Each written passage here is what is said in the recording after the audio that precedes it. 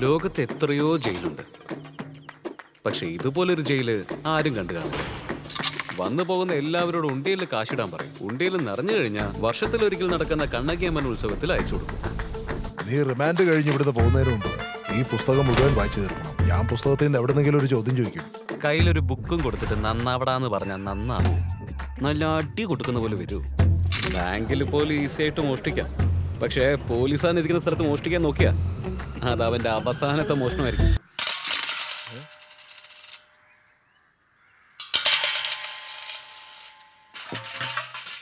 സാറേ, കാശ് മോഷണം പോയത് ബാങ്കിൽ നിന്നോ അമ്പലത്തിൽ നിന്നോ അല്ല, നമ്മുടെ ജയിലിൽ നിന്നാ.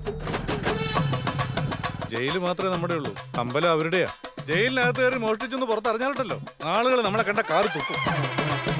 വിഷയം വെളിയിൽ പോകാൻ നോക്കണം. നമ്മുടെ സബ് ജയിലിനുള്ളിലെ ആ അമ്പലത്തിനുള്ളിലെ ഭണ്ഡാരത്തിലെ കാശ് ആരും മോഷ്ടിച്ചെടുത്തുന്നതേ. സംശയം തോന്നുന്ന രീതിയിൽ ആരെങ്കിലും കണ്ടായിരുന്നു? ജയിലിന്റെ അകത്തെ ഭണ്ഡാരം എടുത്ത് മോഷ്ടിച്ചെങ്കിൽ അവൻ ആരായിരിക്കും? നിങ്ങളുടെ ജയിലിലല്ലേ ഭണ്ഡാരപ്പെട്ടി കാണാതെ പോയെ? അയ്യോ അല്ല, അത് നാട്ടുകാർ പറഞ്ഞിട്ടാക്കിയതാ. ആ കാശ് എവിടെയാടാ? ഈ കാശിന് വേണ്ടി ഇവിടെ വരെ വന്നത്.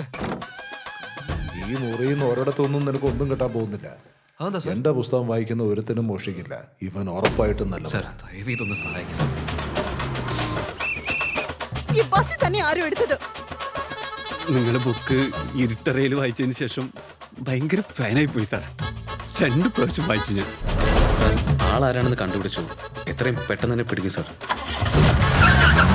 തെറ്റ് കണ്ട ചോദിക്കുന്നവനാണ് ശരിക്കുള്ള ഉഷിരുള്ള OG പോലീസ്.